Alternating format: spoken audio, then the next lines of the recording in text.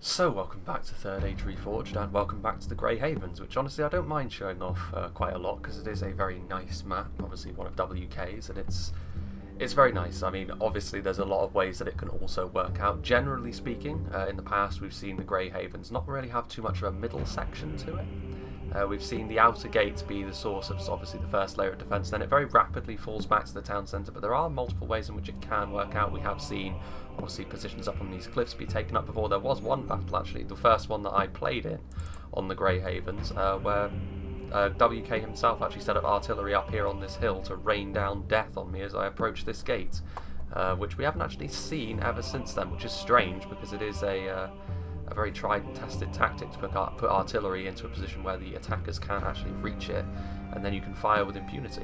But we'll go through the attacking armies first of all, I think, because we'll go through the intricacies of what the defenders have set out as we move through the settlement. And it is going to be a 4v3 this one. Starting off with Thick Dick, we have the Orcs of the Misty Mountains, which generally speaking are a very good faction to bring on the attack. They've got a lot of potential to push through enemy lines, and also they've just got a lot of numbers, which are always going to be a boon for the attackers most of the time, especially when a lot of the attacks are made up of Orc factions. Having a whole bunch of goblins that you can just send forward as cannon fodder is obviously going to be a very useful thing, especially when you're up against very high quality opposition. We've got some heavy goblin spears at the front, obviously very good because they've got that armour piercing. They're pretty decent all around, to be honest with you, even though they are spears. And obviously that AP means that they are very useful against heavily armoured units, and of course, as spears, when they get into shield wall, they can start pushing through enemy lines. And if we have a look over here, we can see there is a catapult all sort of mixed up within all of these siege towers. There's also a ram, which I believe is being pushed by this unit of standard goblin infantry. Obviously they are very much the fodder of the Misty Mountains faction. I think every Orc faction except Isengard has got access to one unit that they can get completely free for one of them, and the Goblin Infantry is that for the Misty Mountains. We've got some heavy Goblin Infantry as well, the standard unit that you'll see a lot of the Misty Mountains army made up of, purely because they are quite cheap. They're not great in a melee fight, to be honest with you, but they do make a good tar pit, and obviously there are a lot of them. Interestingly enough, we're not on the biggest unit scaling, which I'm actually quite glad of, because otherwise the frame rate would probably collapse as soon as we got into some of the bigger choke point fights. But even so, the Misty Mountains have still got a lot of numbers to them. We have a lot of trolls as well, so we've got some cave troll drummers, some cave trolls, and some snow trolls, so some sustained combat trolls here in the shape of the snow, purely because, well, the snow trolls are much better in a sustained combat fight than the cave trolls, which are primarily, of course, the line breakers. I've said that they are my favourite unit in the Misty Mountains purely because they can crash through lines so quickly and so effectively. That's such an important tool for the Misty Mountains. They will die off quite quickly, however, if you don't support them fast, so you do need to coordinate your advance if you are going to use them effectively, and then obviously the drummers to keep all of the goblins in line. There are some heavy goblin crossbowmen out here on the sides. Now, obviously crossbows in general, the stopping power of their AP projectiles is incredibly important. Whether or not they're going to be able to get into a good position to shoot from in this battle is going to be interesting. Generally speaking, I've always found it to be a better idea to save your crossbowmen until the end if you're in the attacking team, when the defenders have presumably used up most of their missile power, which obviously means you'll then be able to fire unimpeded. And then back here, we have some of the higher tier Misty Mountains units. We have some Goblin King Bodyguard, which is where the general's going to be. Very common place to see Azog, purely because it's a pretty safe place to put in. The Goblin King Bodyguard are reasonably tough, reasonably solid, multiple HP. They're not going to win any contest when it comes to being one of the strongest multiple HP units in the game, but nonetheless, still very good. We've got some Black Uruks of the Mountains over here, which are a two-handed sword unit, so in comparison to the rest of the Misty Mountains line, this is the unit you want to send into a situation if you need a little bit of skill. Now the Black Uruks, again, they're not going to be the match of a lot of the other Swordmaster units from like the Kingdoms of Men or Elves especially, but nonetheless they will still be far better in those situations than something like the Heavy Goblin Infantry. And then finally, we have some White Uruk Fearmongers. Now I believe the White Uruk Fearmongers are going to be moved to Dol Guldur when they become their own faction. But for the time being, they are the Ghetto Fountain Guard in my eyes. They are very, very good. They deal out a lot of AP damage. They sit in the middle of the Misty Mountains lines and sort of hold things together very nicely. Having said that, they are obviously vulnerable to the same things that all sort of phalanx units are. Missile fire from afar, that sort of thing. Sort of their own formation being buckled is also something which they can be a little bit vulnerable to. Even so, they should make a good addition here. A lot of AP. Quite a lot of numbers here from the Misty Mountains. It's also very possible they've got some hidden units like the Blackback Berserkers around here somewhere, because obviously this is the red team, so we won't be able to see if they've got any hidden units. Heading over here, we have Nubi1, who is playing as Isengard. This is the general? I don't think it is, but Saruman's going to be with his guards of Orthanc over here, pushing a siege tower. We've also got some Uruk-hai infantry, which have the armour upgrade, so they're going to be that much more effective. With the armour upgrade, they are just a little bit behind stuff like the Guardians of Khan Doom in terms of effectiveness, so they can really pull their weight in a fight. Without the armour upgrade, obviously a little bit worse, as we see here, but even so, still a very, very solid line infantry unit. Back here we have the Trolls of the White Hand, who look... well, it's been said before that they look a little bit strange, but Crimson Battle has changed the Trolls of the White Hand for the upcoming 0.97 update, so obviously they will look substantially better in the upcoming patch, but while they may look a little bit strange, they are still very effective in the current patch. Very much a battlefield juggernaut for Isengard. We've got some Uruk-hai pikemen here in the back. We've also got some more crossbows, so the attackers coming with a pretty hefty crossbow presence, all things considered. 2 units of Uruk-hai crossbows here from Isengard, so the defenders will have to be on the lookout for that. A couple of units of Dunlending clansmen, so some militia. And then over here, more Uruk-hai infantry with the armour upgrades, and then the final few units we have some Nazkai. We also have some Champions of the White Hand, probably just in case the defenders went for some more cavalry to sally out with. Although against the likes of Isengard, that probably wouldn't be such a good idea. They can deal with that sort of thing very easily with their crossbows, their pikes, and of course warg units like this. And then finally, I believe this is the general unit back here. He is going to be in the Lurtz hunting pack. Obviously rangers, good in melee as well. Nice to see a lot of Isengard's elite units being utilised here. And then the third attacking army, we have Froggy over here, who is playing as the Witch Realm of Angmar. So we've got some Trolls of Angmar and some Trolls of Gundabad, obviously 2 very, very strong trolls. And then we've got a couple of units here of the Gundabad Guard. I think the Gundabad Guard are getting a little bit of a makeover in the upcoming patch. I think they're getting something about them changed visually.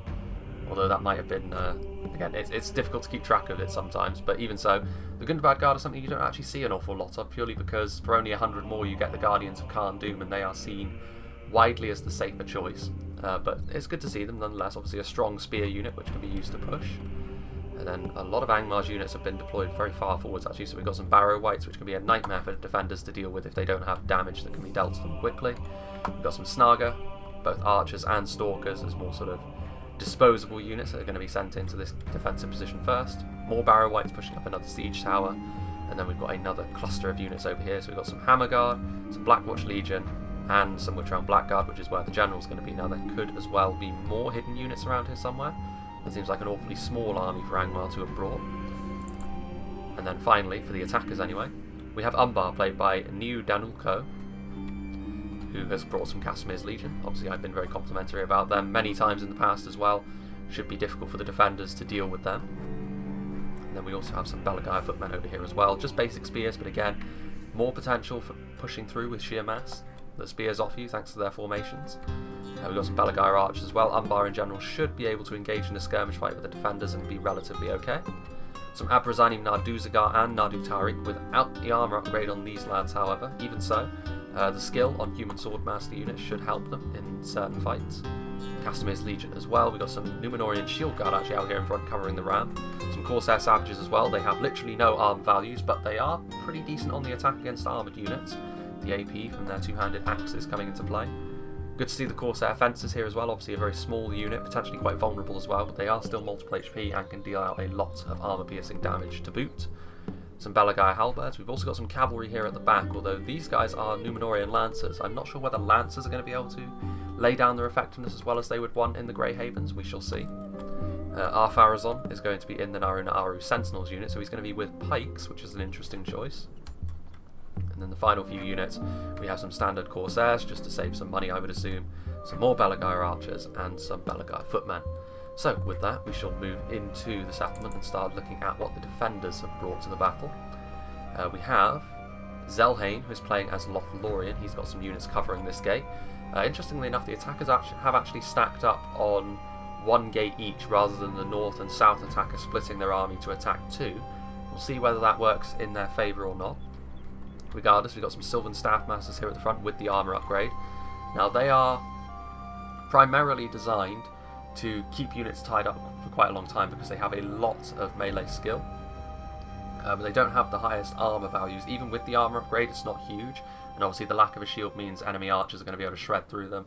They do deal AP damage, so while their damage is actually really low, because it is AP, they will do some decent casualties to sort of basic armoured units. But again, primarily they are just there to stay alive in melee for a long period of time thanks to their skill. We've got some Lothlorien Swordmasters, obviously very, very strong heavy elven swordsmen. They'll be able to beat the Abrazani Narduzagar 1-to-1. Elven skill will prevail there. But again, numbers are going to be their primary enemy. We've got the Lothlorien Warriors as well, which, AP damage. It's a big boon for Lothlorien to have a unit like this, where they can more readily deal AP damage in melee, which is something the other elves tend to lack a little bit. Linden can do it with their javelins, but Lothlorien sort of focus more on their melee units to do that sort of thing. And yet more AP damage coming from the MITHLOND. Obviously they double as spears in melee as well, which could be useful against any Numenorean lancers that come their way. Over here we can see up on this hill, got another unit actually of Lothlorien Swordmasters getting ready to charge down the hill. Is there something up here? There is not. I'm quite surprised actually. What is there? I think there is actually. I think it's a hidden unit that's up here somewhere. Well, regardless, I'm sure they will reveal themselves. We've got some Lothlorien archers up here on the walls. No siege equipment actually from Umbar, so they can actually stay up here without threat of being destroyed by a catapult quite quickly. Some Lothlorien spearmen, obviously heavy elven spears. With their skill, they don't suffer from the spear malice quite as much as sort of other factions units would do. Some Lothlorien blades as well, obviously very, very skillful. It's going to be difficult even for Umbar to get cost efficiency out of heavy elven units. The Castamir's Legion are good, but they aren't as good as the Lothlorien blades. Lothlorien archers as well on this wall getting ready to fire. Let's go and see what's happening down here on this gate, and it is going to be the start of Mirkwood's army, played by Pasternak. So he is going to have to be quite careful because Angmar are very quickly going to be assaulting this area with lots of Barrow-wights. He doesn't want to get his units overwhelmed too quickly. Got a couple of units of Megil E Erin, which is sort of the basic sword and board units for Mirkwood, similar to stuff like the Eldar Makar or Harlinden infantry. And then he's got a more serious unit with them, the Hiri Alth, obviously better in every way pretty much, sort of more along the lines of something like the Imladris Guardians. Obviously it's not an exact science, but it's still an equivalent unit. Hiri Alth over here, and then some Hiri Pang up on the walls. They do need to be careful as well, otherwise the Snaga will bury them beneath their low quality arrows. Moving on to this outer defence, we have some Maethriel Asgellen from Mirkwood this time, with Pasternak up on the walls. Again, they need to be careful. They don't want to be engaged in melee too early. They definitely want to be using their payload before they get committed to melee. And some Hiri Pang over here as well. We have Megil E Erin, 2 units of, and then some Hiri Ek and some Hiri Alth. And then the final player is going to be Spitfire Pro 2, who is playing as the Dwarves of Khazad-dûm, who sent me the replay, so big thanks to him. I'm always happy to show people's battles, and the Orc Hunters of Khazad-dûm are over here. Obviously Khazad-dûm going to be important, I think, in this defence, because they are really very, very strong infantry-wise, and they will make up for the Elves' overall lack of mass. Over here, a couple of units of Hiri Lang, obviously more heavy elven swordsmen, going to be, again, using their skill to good effect. Some Hethel E-Tower, the dual axe infantry, more sort of ambushy with the fact they can hide anywhere. You often see them when Mirkwood go for full sort of hidden armies, which is possible. Then another unit of Hethel E-Tower over here. They need to be careful though, because just 2 units of that is not going to be enough to stop the full onslaught of the goblins. Then we will get into pretty much the entirety of Spitfire's army over here. He's got some Dwarven Miners, so just some chaff. AP chaff, but still, not exactly the highest quality nonetheless. 4th Legion Shield Guard, went into the reasons why these guys are good in my favourite units video. They don't suffer from the Spear Malice at all, which essentially means that they are just as good as standard line infantry in melee, whilst having the ability to hold like spears do with the mass and having an anti-cavalry bonus. Very, very good unit all around for Khazad-dûm. And then over here we've got some more miners. We also have a lot of sentries of Khazad-dûm as well as the 1st Legion pike, so a lot of pikemen here from the dwarves, which could be very handy to keep all of these filthy goblins and evil men at bay. We've got some 3rd Legion infantry. While the 4th Legion do technically do the same job as the 3rd Legion infantry with their lack of a spear malice, the 3rd Legion are still better in a fight against infantry. They have higher attack values and all of that good stuff. We've also got another unit of 3rd Legion over here. This gate over here is being defended, although it doesn't look like the Misty Mountains are going to go for it. More 1st Legion pikes and sentries of Khazad-dûm, so more polearms from the dwarves. We've also got some more Dwarven Miners, so he's gone for a lot of chaff, which leads me to believe he's probably got quite a few elite units squirreled away somewhere. Some Orc Hunters, more Orc Hunters, and some Aradirith Amon Lank from Pasternak as well. And then finally, as we go back into the town centre, the units that they're saving to the end, presumably, some Galathrim Nobles from Zelhain, some Sylvan Rangers also from Zelhain, good to see some body-piercing units, and then we can see some more serious opposition over here. We've got some Mithril Guard, we've got some Khazad-dûm Reclaimers, the Karas Galadhon's Guardians from Lothlorien, and then also some Athalion Inanwaith and Agwe Inanwaith from Mirkwood. So, let's head over to this gate, because I think Froggy is going to be the first one to make contact with the defences, and let's begin. The arrow is actually already flying. The Snaga finding themselves already within range, although they don't really have a particularly good shot onto the Hiri Pang, and their lack of accuracy overall is also not going to help them too much here. Is Froggy going to move forward?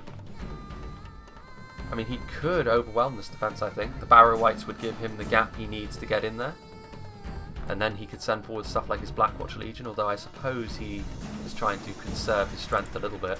So in fact, it looks as though Isengard could be the first ones instead, under the command of Newbie 1 here, to make contact with the enemy defences. Unfortunately, I did have to turn the building quality down to low. As with making all of these larger scale battles work, sacrifices have to be made, unfortunately.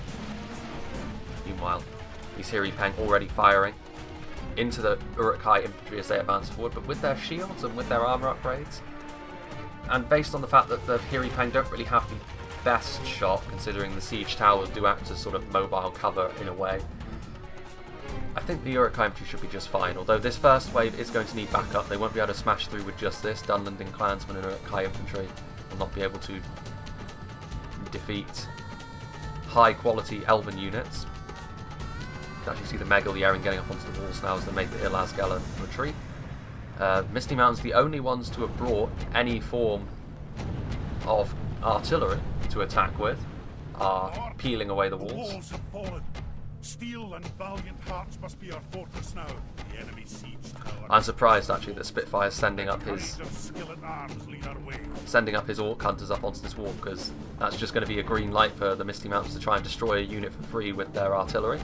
We've got some miners rushing forward as well as some 4th Legion, so they're actually going to defend this gate. I thought they were actually going to leave this for a while, but the Dwarves are sending forward some reinforcements to help. Now we can see the gate is about to be destroyed. Rather intimidating sight as the Megal Yeren prepare themselves. There are stakes here though, so fortunately for them, the champions of the White Hand will not be able to charge through the gate. It's only Dunlending Clansmen though. Mirkwood infantry will slaughter them. Uruk-hai infantry on the other hand will put up more of a fight, but even so, against Hiri Alth, Mirkwood still have a huge advantage there. What Isengard are probably going to do is send forward overwhelming force, which you can see already a lot of Isengard's army is on the move to move forward. The Uruk-hai infantry actually have cleared out a pretty decent spot on the wall pretty quickly over here, which is impressive, as the frame rate dips whenever the catapult starts hitting the walls. Ah, here we go, here's that glitch again. The flying soldiers. Right, that should be the end of the frame drops, as long as Misty Mountains doesn't use their catapult on any more walls. That's a fun glitch. It only seems to happen on this tower as well. But once again, Mirkwood setting up another defence, this time against Froggy's approaching Angmar army. Mirkwood have got a lot of their forces out front and centre actually. We've actually got some Sindar Blade Masters and Lothlorien warriors coming over from Lothlorien as well. You can see that the Snaga archers trying to fire point blank into the Hiri Alth. Of all Mirkwood units, this is one of the best ones to be taking arrow fire, but even so, you don't want the Snaga to be getting free kills on a unit as good as the Hiri Alth if you can help it. Meanwhile, you can see here the Uruk-hai infantry taking point blank shots from the Hiri Pang as the Hiri Alth continues to fight as well. They are going to get backup, however, in the shape of some Dunlending Clansmen. Obviously, this isn't really for quality's sake, this is for quantity. Just trying to get as many men up on the walls, make it as difficult as possible for Mirkwood to keep their shape, and then let the numbers do the rest, overwhelm the defensive positions. Although they do need to be careful, these Uruk-hai infantry already shaken after taking point blank fire, and over here actually it's even worse for them. The Maitha Ilazgelen throwing their javelins into the side of the Uruk-hai infantry, and that is AP damage. Which is a bit of a shame for them actually, because the Megal Yeren are a much more manageable foe for the Uruk-hai infantry, even if I would still probably back the elves in that situation. Droves of these Uruk-hai infantry falling. Man, the announcers really love the sound of their own voice in this game. Meanwhile, let's go and head over to Umbar, who are now also getting into position to make an assault, and I like how quickly things have gotten underway in this battle actually. 42,000 frames is still obviously a lot, but I've seen WK's maps run into the high 50,000s quite regularly. We can see some Lothlorien blades getting up on the walls, and that is going to be more than enough to deal with Corsairs. Any Lothlorien unit would be more than enough to deal with standard Corsairs, I fear. Belagai footmen as well, not really up to the job of taking on the Lothlorien blades, if we're honest. What's going on over here? Megil the Erin getting ready. Froggy pushing forward quite aggressively. Goblin Band and Snaga. So he's definitely sending forward his chaff from the off here. So the elves will quite comfortably be able to cut their way through this, but eventually attrition could start to tell on Mirkwood here. The manpower they have available to them is substantially less than what Froggy has available to him. Though they do have the support of a couple of Lothlorien units, which will certainly help. The Barrow Wights are up on the walls, however, and ultimately the Barrow Wights... The overall survivability of the Barrow Wights is going to be a problem for the elves to deal with here. The elves should be able to deal a decent amount of damage in return, but if their archers are not into a position where they can sort of start suppressing the Barrow Wights, things could get a little bit ugly. And over on this side as well, Froggy is determined to take out the defences on the walls. And there are also the trolls lumbering into view over there. There are some Hiri Peng over there, which could do some decent damage over a period of time to Barrow Wights, as soon as those HP values have been shaved off. Meanwhile, over here, Isengard's troubles continue, as they are still forced to take point-blank shots. To be fair, though, the Uruk infantry up on the walls over there did manage to hold on, weathering the storm there. And this is not good. Well, there goes another gate, this time from the Misty Mountains. But as I was saying, this is not good. Isengard here are going to push through with the trolls of the White Hand. They're going to need reinforcements down here. The Megil y Erin and the Maith Ilazgal are no longer going to be enough. I think we've seen all of the Siege Tower and Ram animations at this point. There are reinforcements on the way down here, though. The 2nd Legion Axguard are here, and their AP damage will certainly help against the trolls of the White Hand should they attack them, although I think they're going to try and stop the advance of the infantry. Trolls trying to get back into this mix over here. Here Eak have also come to reinforce the line, so Isengard are not going to be able to get through here for free. The defenders have certainly laid out their intent. They want to hold the outer walls, which is admirable, I think. Over here, the Megil, the Erin and the Uruk infantry still ripping each other to shreds. It's going to be a very Pyrrhic victory for whoever comes out on top over here. Uruk-hai crossbows getting into position, trying to get a good shot. But they won't really be able to too easily. That, however, is Snaga skirmishes, who are able to get a shot on the Dwarven miners, doing some nice damage to them. Snaga, of course, are a little bit inaccurate, so it's not an exact science here, but even so, more damage, which, if Isengard can keep doing damage at this rate, then they should be able to break through, and then the House of Cards should start to fall down. Here we can see the Barrow Wights still slowly but surely shambling their way up onto the walls, and victory is theirs. So they could actually be able to get in behind and start attacking this central defence from the rear. Although if they did that, they would also have to deal with Zelhane's Sindar Blade Masters. It's a similar story over here. Angmar are going to take the walls, but as soon as... And the Barrow Wights actually down here are starting to spill down and try and attack this defence over here in the rear, which they do need to, because the Snaga and Goblin assault from the front has gone very poorly, as you would expect. Now the Barrow Wights are going to have to deal with Lothlorien Swordmasters as well. We'll see how that goes. Now as we head over to where Umbar are, we can see that the Corsairs fared very poorly against the Lothlorien Blades, and I'm really surprised actually that the Abrazani Nadu Tariq was sent forward. They're an AP unit. You'd be much better served saving them for a potential Dwarven foe late on. Against the Elves, not so much, and they've paid the price against the Lothlorien Blades. The Númenorian Lancers charged in. It was a very tame charge though, not really able to get up to charge speed, just out right through the gate, and there's also a lot of Elven Spears over here, so now is not really the right time to be utilising your cavalry if you're Umbar. Umbar, I'm pretty sure, are just a little bit tentative to advance at the moment. They are trying to use their ranged power, shooting the Sindar Staff Masters, I should say, with some of their archers, but even so, Umbar just sort of biding their time. Elsewhere, however, in the central gates, Isengard and Angmar's assaults continue. Gundabad Guard also came up through the siege tower and are now backing up the Barrow Wights, and they're utilising their mass to try and disrupt this Elven formation. They will take casualties by doing this, but it should also split the Elves up a little bit and make the Barrow Wights' job a little bit easier. You can see up here that the same thing is about to happen. There are Gundabad Guard up on the walls. The Sindar Blade Masters are going to have to get ready, but this... I'm not really sure how to call this so far. On the one hand, Froggy's done a very good job at clearing off the walls, and you can see there the glitch is happening again. But by the same token, he still has a long way to go if he's going to break through this defence. There are a lot of high quality Lothlorien and Mirkwood units that he has to cut his way through, and the Barrow Wights alone will not do it. The Gundabad Guard are a good unit, but will they offer all the support they need to get through here? We shall see.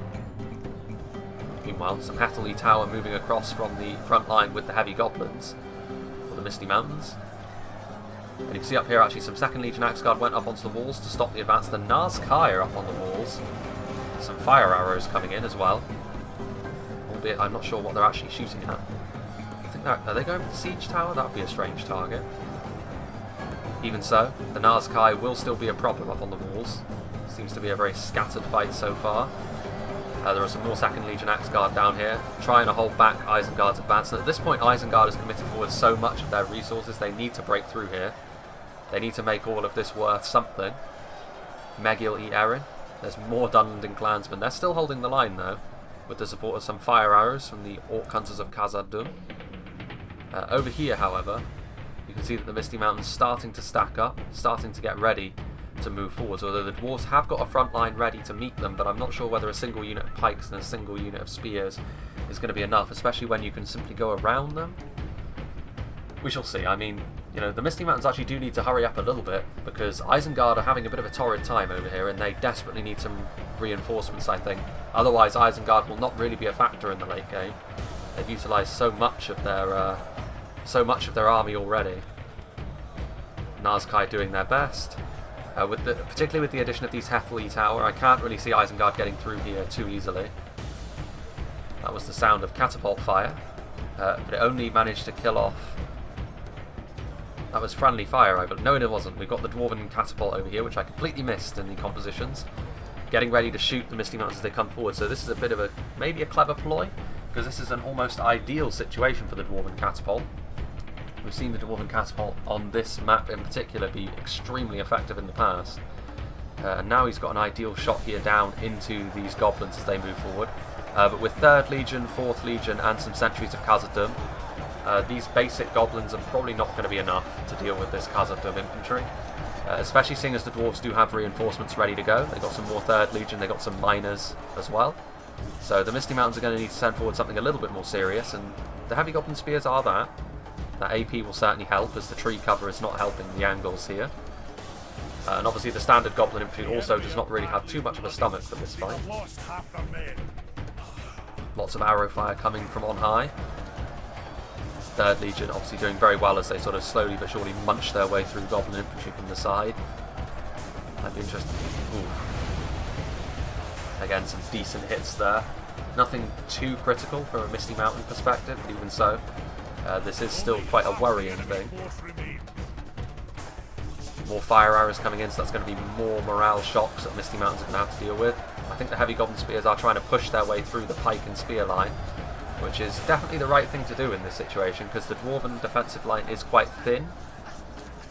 I mean, there are some Orc Hunters here which would be ready to sort of plug the gap, but, you know, skirmishes that are out of ammunition are not really... I don't think they are out of ammo either, but even so, skirmishes in melee, with a few exceptions, generally speaking, it's a patch job at best. So far, however, the Dwarven defence is holding about this area over here. Isengard sending forward some pikes now.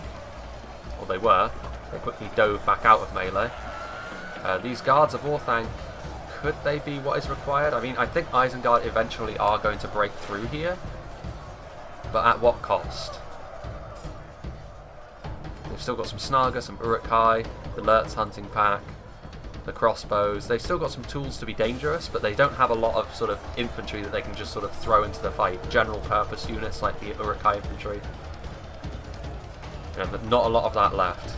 The Heatherly Tower, however, probably won't be able to stop the Nazkai. The Nazkai have slowly but surely torn their way through the wall defence and are now down here. And that would be bad for the Dwarven defence over here, because that means the balance would shift. Isengard would then be able to recharge the Dwarven defence. Meanwhile, let's go over the hill and see what's happening over here. You can see that Froggy has... It's still a little bit of a strange fight, this one. We've got the Gundabad Guard, who have pretty much entirely fallen apart, although we can actually see over here Umbar's Luminorian Lancers are in, recharging. How did they manage to get through? We've also got the Trolls of Angmar, so with the Trolls, both units of Trolls and the Lancers, I would say that this defence over here is probably going to start to fall apart as well. The Elves should be able to do decent damage to the Trolls in return. Some Snaga Archers up on the walls as well. Let's go and see how Umbar are doing. You can see that there's some Lothlorien units up on the hill over there. And it would appear as though Lothlorien have fallen back to the hill, which that would explain why the Númenorian Lancers got through so easily. So Lothlorien pulled back, and this gave Umbar exactly the opening they needed to start using their Lancers effectively. Which good news for Umbar. Maybe a little bit of a misstep there by Lothlorien. I can see why they'd want to pull back and sort of conserve their smaller army, but even so, Pasternak may end up paying the price for that. If these Lancers continue to charge. There are only 11 of them, but even so, they are a higher quality unit of Lancers. The big charge bonus will certainly help them. And yeah, this is going to be the end of this outer defence over here. There are too many Barrow-wights left, there are too many Trolls. The Trolls are up there. That's a really funky glitch.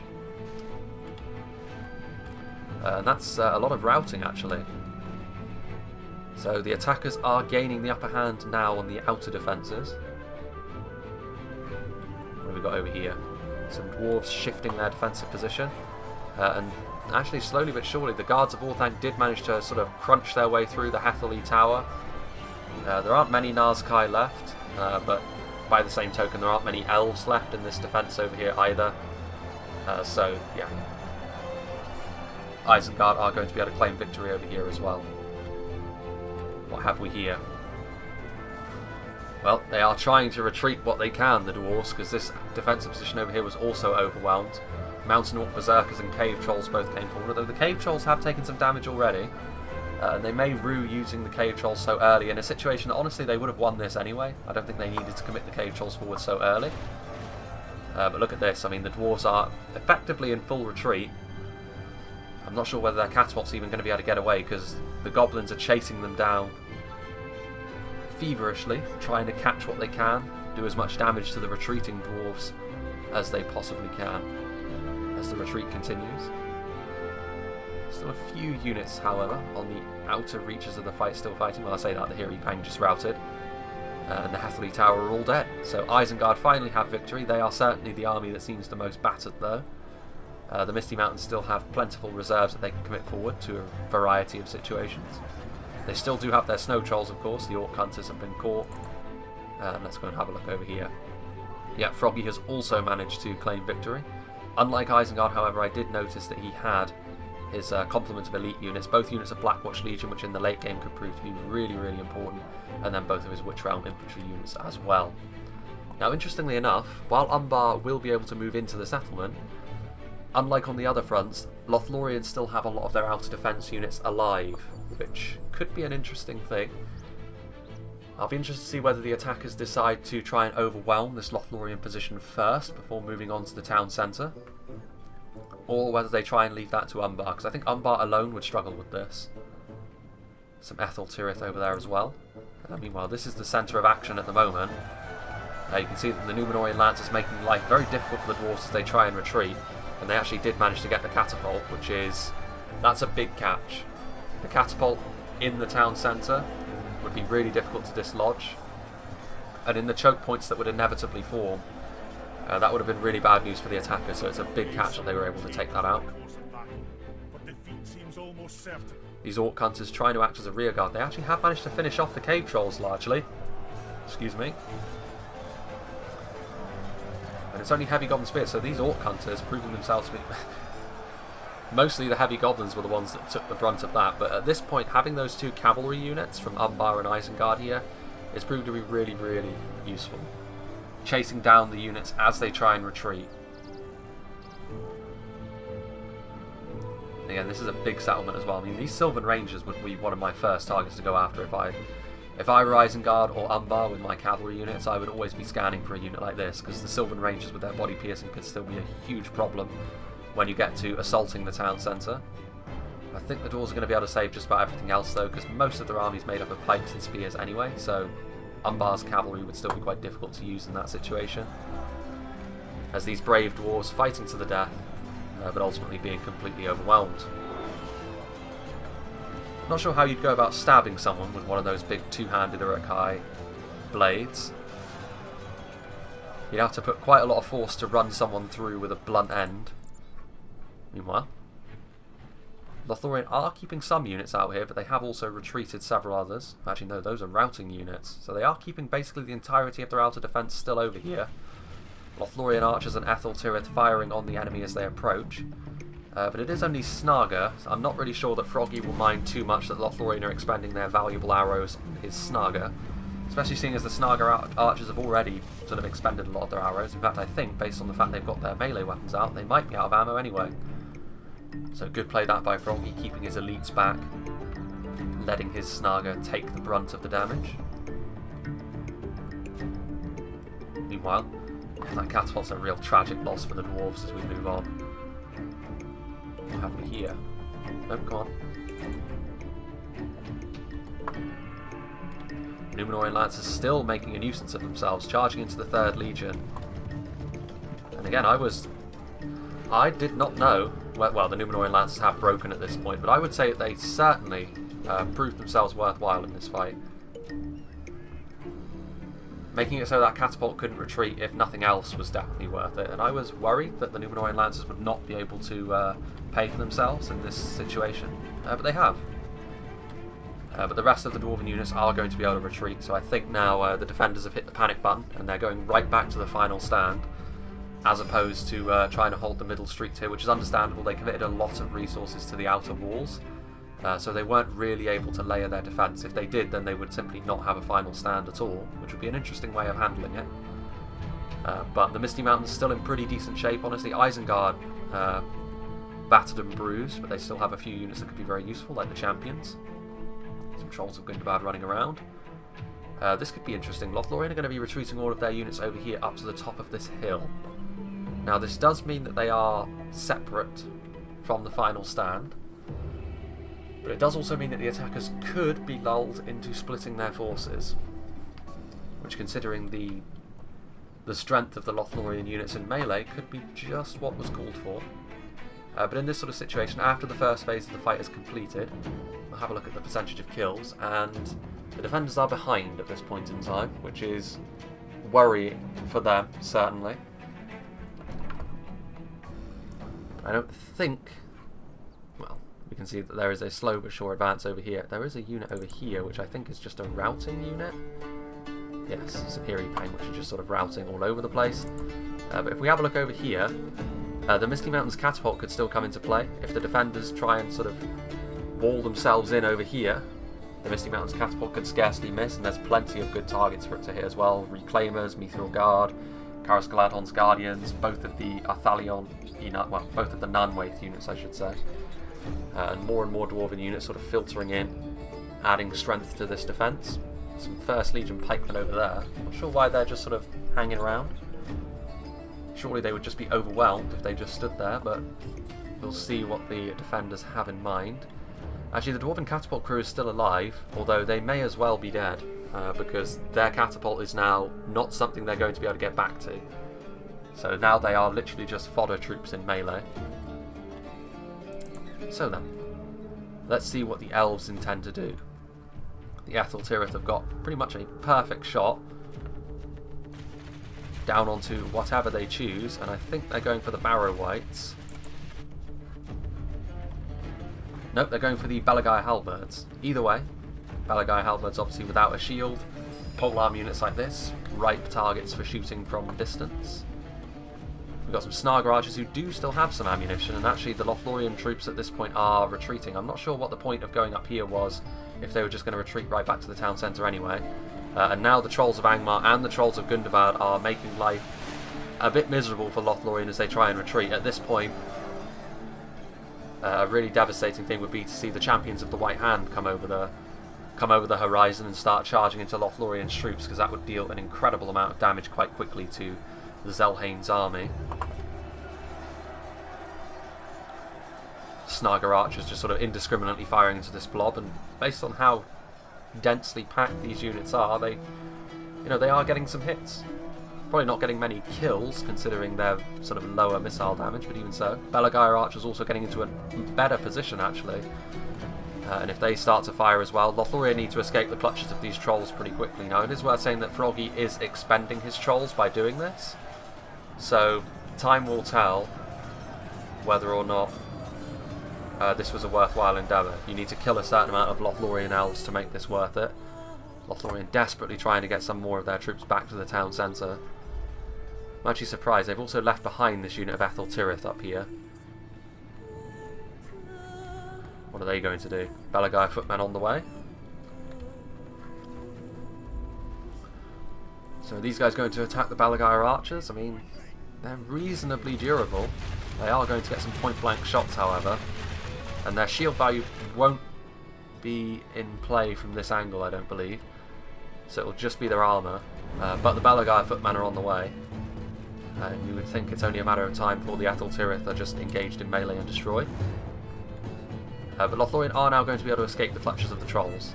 They do manage to get away. These Lothlorien spears are going in the wrong direction, and they are corrected, as they are now on the way back to the town centre. We are now, more or less, anyway, at the halfway point.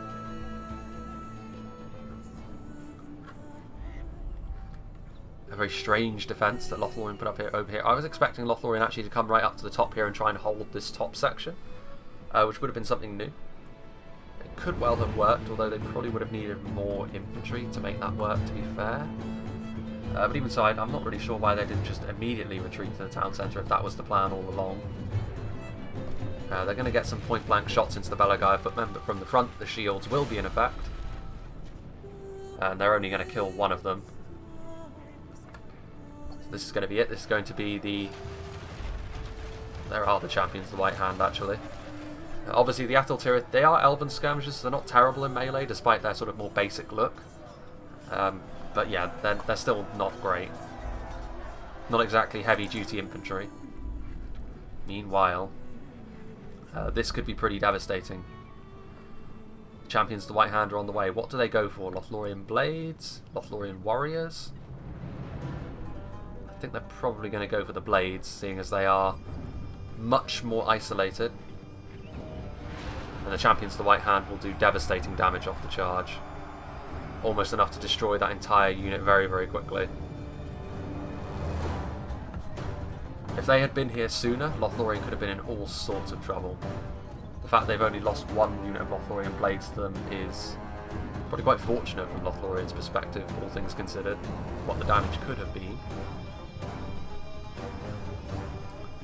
That wasn't a very good charge, to be fair, but even so, only one of them fell from that. You may as well use your Champions of the White Hand now, because it's very likely they won't be too useful in the upcoming choke point fights as they unfold. And the Lothlorien Blades managing to kill at least one. Impressive. Let's go and see what's happening up here. The Ethel Tirith are just ignoring the units that are behind them and trying to shoot their arrows, which actually might be worthwhile. Are they going after the crossbow corsairs? No, they're going after the Castamir's Rangers. Which, you know, they will get more kills doing that than they would trying to engage the trolls and the Umbar infantry in melee, I would think. They are shaken, so I can't imagine they're going to last too much longer like this. Wavering. I think that troll there is what's doing the damage more than anything. And there they go, routing. And they're going to route through the Umbar units as well, so that's going to be all of them gone pretty much. Yeah, completely destroyed, just as the Snaga arrive on scene.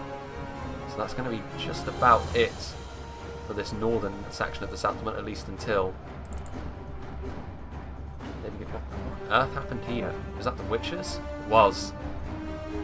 So Froggy managing to get some nice hits there into the Maitha Il Asgella.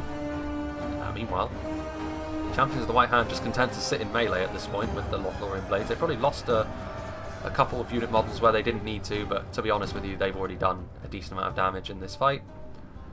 The Blackwatch Legion, so Angmar going to be leading the way, backed up by Umbar. Umbar and the Misty Mountains still have a decent amount of units left. What have we got going on over here?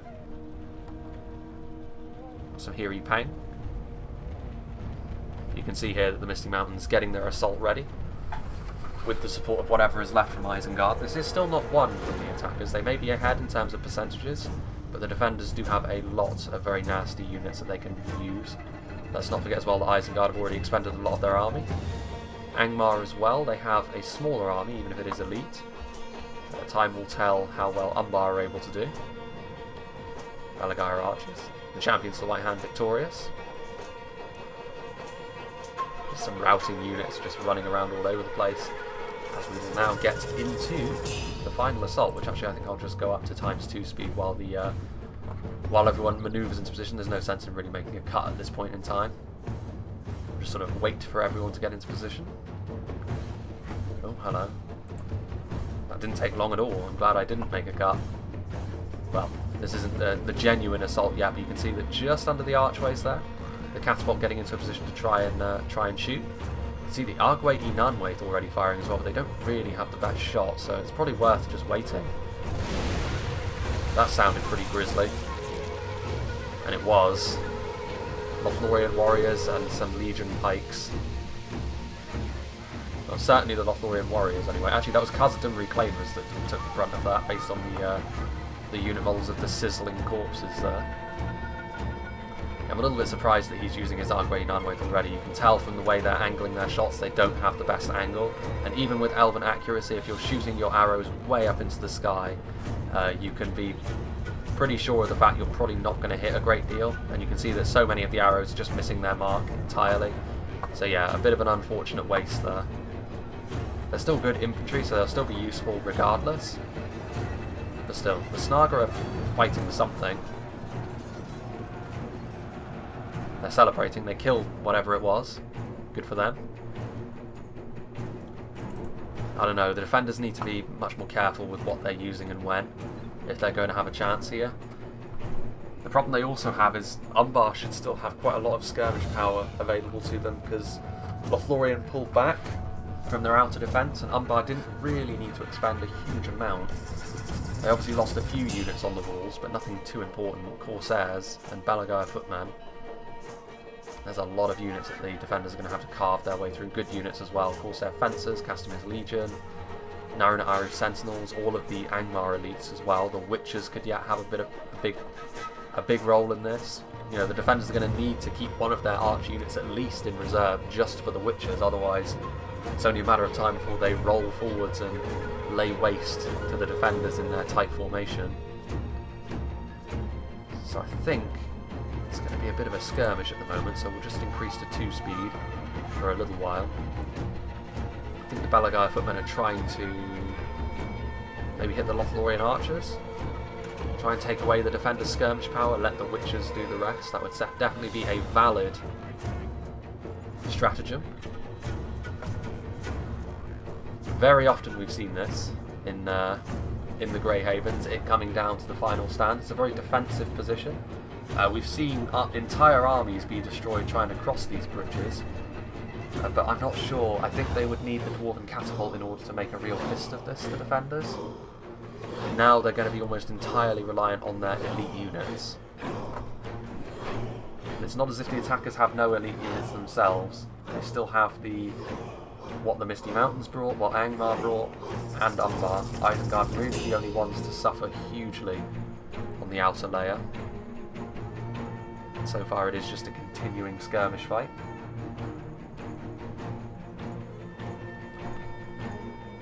Some Snaga pushing forward as well, so more archers that they're just sort of sending in to try and soften up the defenders as much as they possibly can. Snaga, I'm not sure how much ammo they would actually have left. Some Dunlending clansmen are moving forward. Snaga trying to bait the defenders into using their ammo on them, but I doubt that they're going to be that dense. Probably a similar story here with Nubiwan's Dunlending clansmen, although surely not. Surely the Lothlorien archers didn't just shoot into the Snaga. I think they did, because they're a dead Snaga over here. Why would you do such a thing?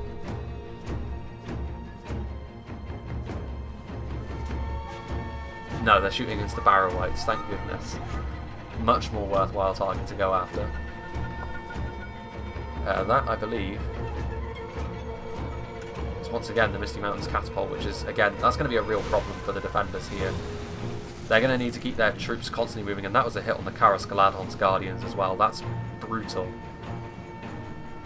That's a unit the defenders really can't do without at this point. And now the defenders have backed themselves into a corner here, put themselves at the mercy of the attacking skirmish force and artillery. And there's not really much they can do about it. A rare miss. Here come the Lothlorien blades. Charging forward to engage the Snaga, which will probably rout pretty quickly.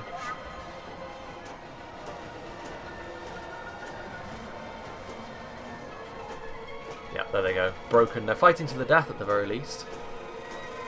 The Barrow-wights are slowly but surely plodding their way forwards. The main weakness of the Barrow-wights is their abysmal speed. Some heavy goblin infantry moving forward, but so far over here the assault is yet to begin. The Agwe Inanwe shooting at something. And now the Lothlorien blades pull back. The Snaga might return from routing, honestly. We'll see. Belagair archers getting into a good position to fire as well. Still got some Maithit Ilazgal, and the Karas Galadhon's Guardians are putting themselves in harm's way here though, and despite the fact they have multiple HP, they are still pikes. No shield value means eventually all of this arrow fire is going to have a pretty detrimental effect on their continued existence. Lothlorien archers continuing to fire in, and this is honestly where Umbar feels right at home.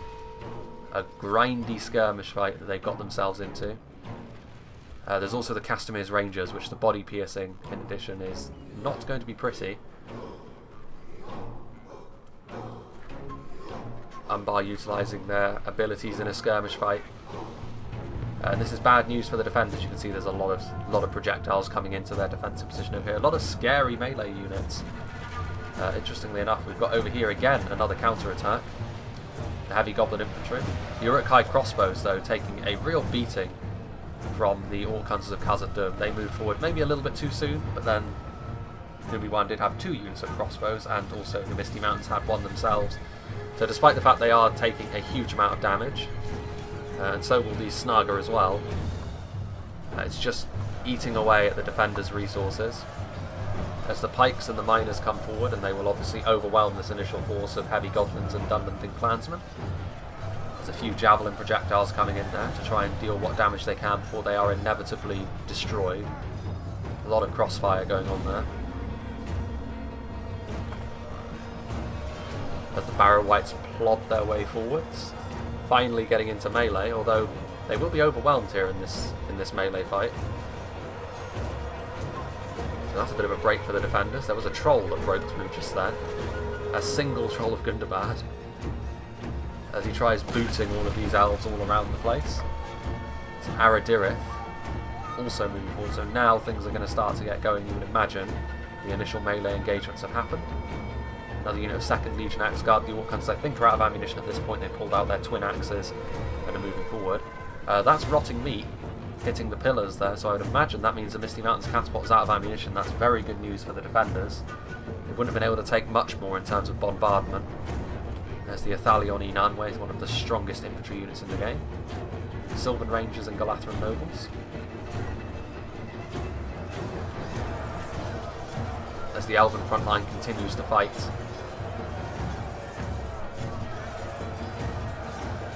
And the Barrow-wights should be eventually brought down by this at this point.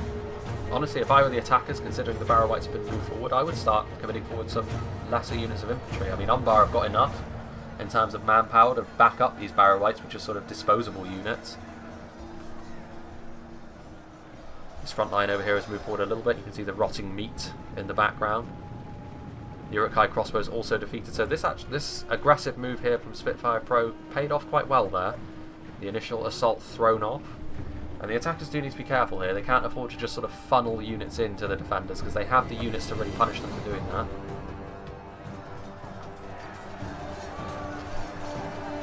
And eventually these Barrow-wights will be brought down by a combination of the Lothlorien pikes and spears.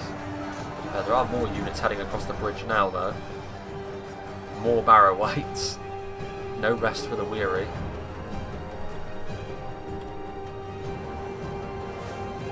My big question here is, what are the Misty Mountains going to do?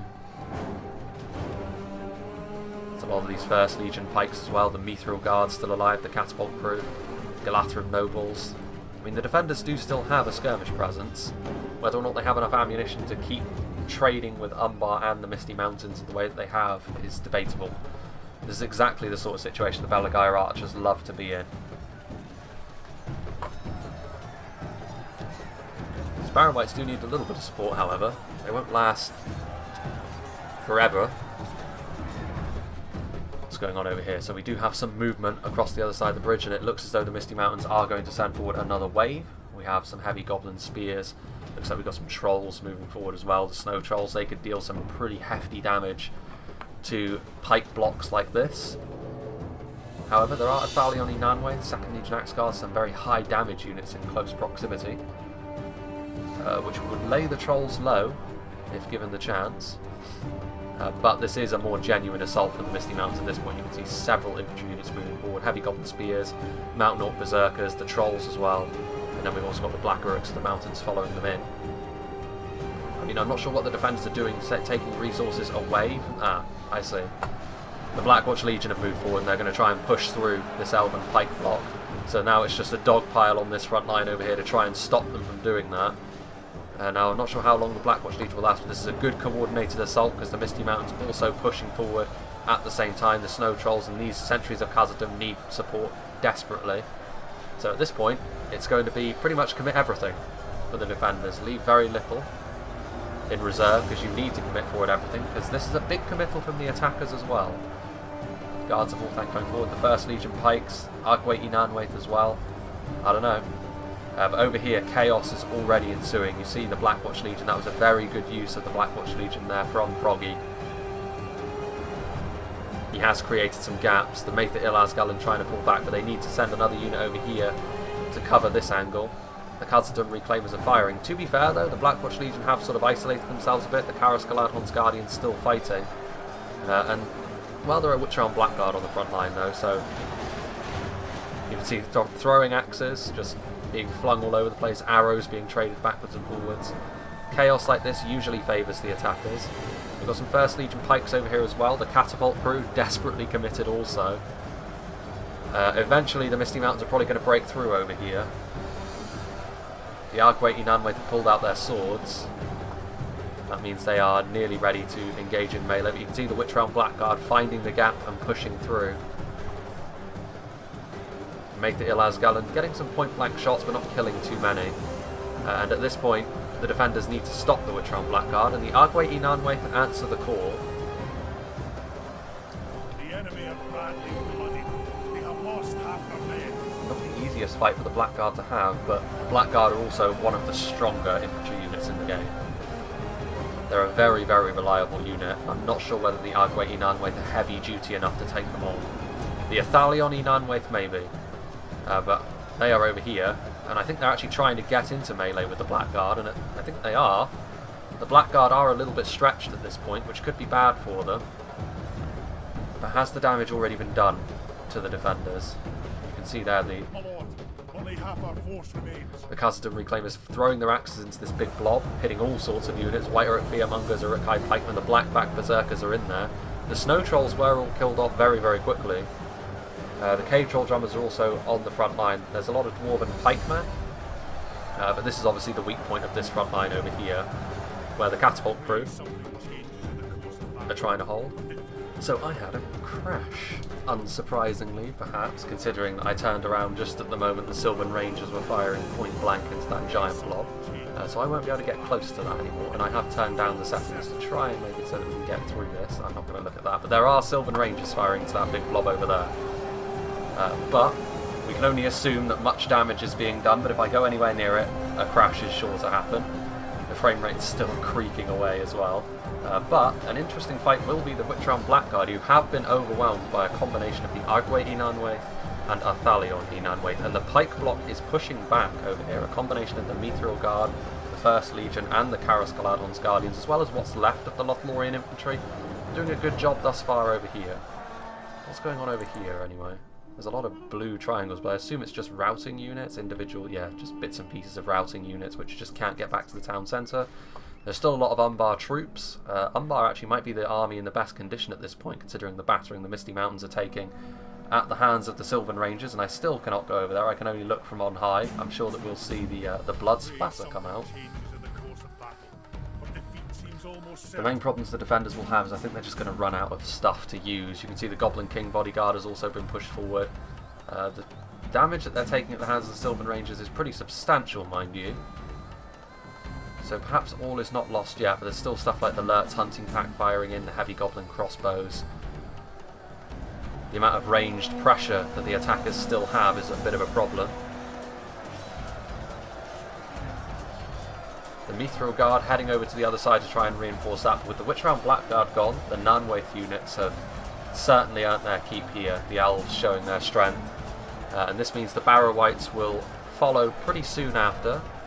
That's a bit of a problem, however. The Witchers are here, and they don't really have anything to answer them. I mean, the defenders are trying to kill them, but I'm not sure whether they're going to have enough arrow fire into them quickly enough to destroy them all. Ooh. They're going for the Agwe Inanwaith, although not a huge hit there. The defenders really need to notice where the Witches are and shoot them immediately with everything they have, and they are. One of them falls. They need to kill them off now, really. Abrazani Narduzagar on the way forward, so Umbar still have a pretty plentiful supply of infantry that they can send forward. But we are into the final phases of this, into the final 10,000 frames. The Sylvan Rangers still shooting into the side of this assault over here, and actually the defenders are going to be victorious over on this side. The Misty Mountains and Isengard have nothing left to commit now that the heavy goblin crossbows and the Lurtz hunting pack have been committed to melee. And with that in mind, I think the Sylvan Rangers are going to shift their focus to Umbar, because Umbar do still have units left in reserve. Castamir's Legion and Abrazanim are moving across, and now we can see the Aradirith Amon Lank shooting into the side over here. They've managed to hold this up, and the addition of the Mithril Guard and the Agwe Inanwaith coming over here has definitely helped things out. The Lurtz hunting pack are trying to push in, but that's not really going to get them too far. They're pushing right into 1st Legion, Khazad-dûm Reclaimers and Mithril Guard. There's a time and a place for trying to push through, and unfortunately I think that ship may have sailed for the Misty Mountains and Isengard over on this side. Over here, however, the Sylvan Rangers are reloading, and the Sylvan Rangers have come in clutch. Without that body piercing, which caused a crash, it was so powerful. The defenders would be in a pretty difficult spot. The Witchers are now being shredded by the Rangers. Look at that. And that is the weakness of the Witchers. Everyone says they're overpowered when they actually manage to get their shots off, but the Rangers have literally just poured a few volleys into them, and they're all gone. And the Witchers might honestly have been the attackers' best bet for winning this fight, or at least cementing the fact that they would win this fight. There goes the General. I think it was in the hands of the Athalion Inanwaith as well. More Umbar units are moving across the river, however, but more Belagar footmen, not really what they wanted, but the Naruna Aru Sentinels might need to be committed here, because the superiority of the Dwarven and Elven pikes has proved to be really, really important here. Body-piercing projectiles, once again, just flowing through the Umbar ranks. Over here, Isengard and the Misty Mountains just met a wall of resistance that they couldn't get through. I think the Sylvan Rangers were honestly the key part of the defence, though. Without that body-piercing, I think all of the elites from the Misty Mountains would have been able to see the Misty Mountains and Isengard push through. But as it is, the strength of the Dwarven front line and the Elven skirmishes backing them up, that's a winning combination. And so it has proved to be. So it's going to be all down to Umbar. There are some crossbow Corsairs moving forward, but if the defenders have any skirmish presence left at all, the crossbow Corsairs will not do so well. Corsair Savages as well. Again, that is more AP, which will help against the Dwarves, but as soon as they come up against the Elves, their lack of skill and armour is going to be a real problem. I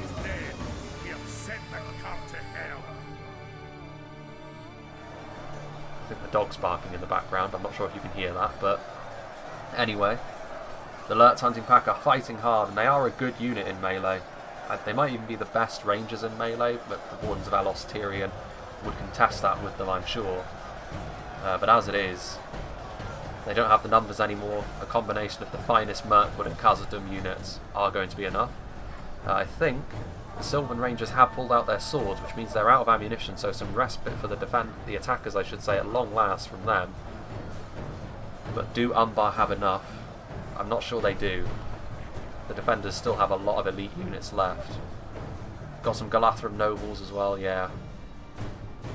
I don't know, I think the defenders might just have what it takes to pull this out. The Sylvan Rangers committing themselves to melee to help hold the line. Belagire footmen are not really going to be the biggest concern for the defenders. Don't do enough damage, that spear mallets. On the way forward we do have some Númenórean shield guard, however, which as far as spears go are significantly better. Look at that. Victory over here.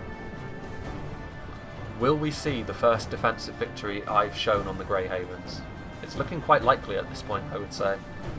I'm not sure the attackers have got enough left. I mean, the defenders still have enough in terms of elite units, really, I think, to see them through. Alert's Antipack is technically still alive, as well as one Nazkai. There's also a Blackback Berserker, although the Arguinan are quickly going to turn around and make sure they will be destroyed. More pikes on the way, however. Aradirith and the Galathram nobles still have a bit of ammunition left, pouring it into the side of the Umbar assault as it comes forward. Specifically aiming for the Númenórean shield guard, the more elite unit. Also, the crossbow corsairs have been targeted by the Aradirith, and unsurprisingly they have fared very, very poorly. Crossbow corsairs, one of the worst units to put in front of an archer, because the archers will immediately target them, doing a lot of damage. Khazad-dûm Reclaimers are still alive, and they still have some ammunition as well, 14 of them. So some throwing axes also going to be heading into that block, doing more damage. Armour-piercing damage at that, so it's not going to go well for Umbar. The defenders have done a very good job at turning this around, and I think this really goes to show that when you have good synergy between your units, the Elven Archers, Infantry, and the Dwarven Infantry, they all worked really well together. And you have to remember, the Dwarves didn't even save their catapult. If they did, this would have been very comfortable for the defenders in the end. And Umbar at this point are just having to fit everything forwards, I think. So we are going to see sort of the final battle take place on the North Bridge.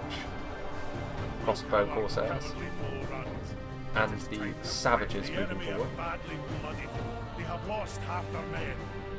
They still have the Fencers? I'm sure they did. Yes, they do. Fencers are in this mess, which would be a good unit for the Elves to go after. Very damaging in melee, of course. Could be particularly troublesome for the Dwarves with those AP that they have on their dual rapiers. And here comes the Narinaru Sentinel. So at this point, this is the fight we will be beholding, so we may as well get it into ×2 speed. And yeah, I don't think Umbar have got nearly enough in terms of strength in their units. The Karas Gladhon's Guardians have been battered, but they are still alive. Things were looking pretty bleak after they fell behind after the initial defences, and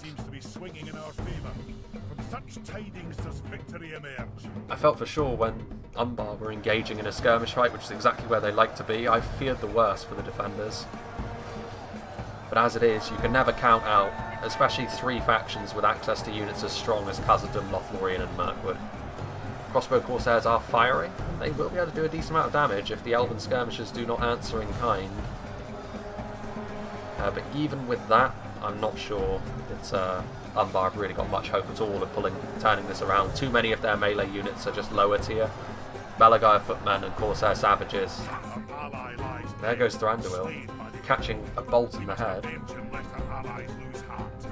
I don't know, Mirkwood's morale tends to be pretty good, so they will probably be just fine. Galathram nobles heading towards the front line. I'd be amazed if these crossbow corsairs actually did manage to turn the fight back around in favour of the attackers. Because they do still have those Narinaru Sentinels and Corsair Fencers on the front line, so it could yet prove to be a little bit dicey. And you can see now that the defenders are just sort of trying to push through, using the Dwarven mass to really unsettle what's left of the attacking infantry. And those Mithril Guard, obviously very, very strong. That AP It's going to have a pretty detrimental effect on the continued existence of those Naru and Aru Sentinels. Wait a minute, those are champions of the White Hand. They came out of nowhere. Only 4 of them left. Let's go back down to 1 speed while this is happening. Are they going to try and get a rear charge? Or are they just going to keep going after the skirmishers? They're going to keep going after the skirmishers, who are going to try and shoot them point blank. There goes the Umbar General. Nope. And the champions of the White Hand are now breaking off. A rear charge into the front line would seem to be a good idea, but there are also a lot of pikes in there. The crossbow corsairs are out of ammunition at this point, being committed to melee. Can the champions of the White Hand do something here? They lost another unit model. They lost 2 unit models in that. The Argueyi Nanwei ruthlessly cutting them down. I'm not sure whether they're here in enough. I'm not sure whether they had enough left at the end. Only 4 of them. If there had been more, that could have been exactly the sort of thing to turn the battle back around into the attacker's favour. But with just this many, I'm not sure. Khazad Reclaimers now throwing their axes in, and that's going to be the end, you would imagine. They're going to try and charge in last samurai style into the Khazad Reclaimers. Having some success as well. But that was the end. Now then. Look how our cowardly foe runs. It is time to press the attack. And honestly, the defenders do not have much left. Could the Naru and Aru Sentinels pull this out? Could it be that that damage they took from the crossbow corsairs, did the defenders get too overconfident and did they not focus the crossbows down quickly enough? That would be a tragic way for this to end, I think. Because the defenders had this, I think. If they go on to lose, then they've got no one but themselves to blame. They had the skirmish power left to deal with those crossbow corsairs, and if they chose not to, and that comes back to bite them, ugh. I mean, I don't know. The Galathram Nobles are still very strong. These Khazad Reclaimers are going to need to do some damage, I think. I mean, the good thing for the defenders is the crossbow corsairs are not really very good in melee. The only unit that the attackers have left that are good are the Naru and Aru Sentinels, and they are pikes, and they're not really in the best formation. They're backs to the walls. And I think that the defenders realise that, and the Khazad Reclaimers are going to try and pin them from a distance with their throwing axes.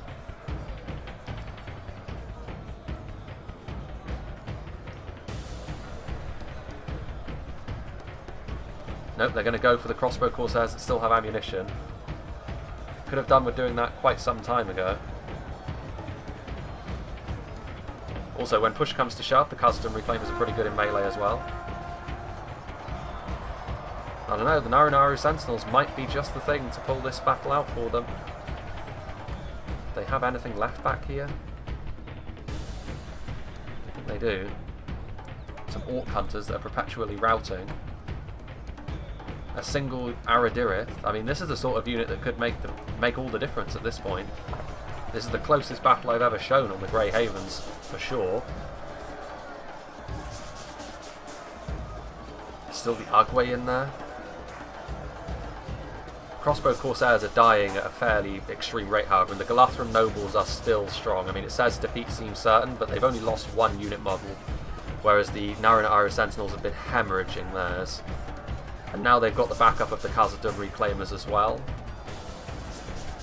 I mean, I would back the Galathram Nobles here. I've seen them be very effective so often. A single Lothlorien Blade. The Aradir is still just hanging out. Only 8 pikemen left alive at this point, and the Lothlorien Blade actually circumventing the situation. He's going to prevent the crossbow corsairs from firing. Fine margins indeed. Yeah, and this guy's just going to cut through these crossbow corsairs. Now the Galathram Nobles, they're really showing their strength. There's the one Aradirith finally coming out of hiding. He has ammunition as well. There goes the Lothlorien General. I doubt it. Aradirith is firing missiles. At this point, just taking out a single pikeman would be worth it, but yeah, I think the defenders are just about going to pull this out. That was dicey. But the strength of the Galathram Nobles in the end was enough to see them through. In the end, Umbar, the pikes were the only thing they had left of any genuine quality. Like, the crossbow corsairs did their best in melee, but against stuff like Mithril Guard, First Legion, Galathram Nobles, Lothlorien Blades, there's only so much you can ask Crossbow Corsairs to do. And in the end, they were nearly the heroes for the attackers. They nearly turned it around. And there we go. Let victory be a salve upon our wounds. Finally, the defenders win on the Grey Havens. So, the Dwarves getting the most kills, not too surprising, I suppose. You know, they were involved in the Isengard defense initially, which went so well for the defenders. I'm actually quite surprised that Lothlorien didn't get a few more kills, considering their ranges were so effective. For the attackers, Nubiwan actually getting the most kills, so he was very aggressive from the start. Lost a lot of his army, but ultimately got the most kills. Umbar getting the least, but then they almost managed to turn it around in the late game, almost. If those Witches had managed to get off a telling volley as well, could have been so different, but a very, very enjoyable game nonetheless. What did the damage for the Dwarves? Obviously the First Legion and the Mithril Guard doing really well in that final stand. Orc Hunters also doing well. One unit only getting 5, shut down pretty quickly. 310 on a unit of 2nd Legion Axe Guard shows how devastating sort of two-handed Axemen units can be when they're charged into the right fight. Sentries of Khazad-dûm doing well, 4th Legion. Mixed performance overall, but some units in particular, stuff like the 2nd Legion, the 1st Legion, and the Mithril Guard doing very, very well indeed. The Catapult wasn't saved, but it still got some kills nonetheless. So yeah, big thank you to Spitfire for sending this one in, because that was probably the best fight I've seen on the Grey Havens, honestly, overall. The Defenders won as well, which I'm sure is going to make a lot of people happy. And I felt like showing Grey Havens again was going to be a good idea. You know, I've shown, like, haven't shown a big siege in like a week or so. So yeah, I felt this was, the time was right to show this one off. So yeah, I hope you enjoyed this, and I hope you'll join me for whatever is next, which I'm honestly not sure. The order of things that I'm doing is not really set in stone these days, but I hope you'll join me for whatever it is.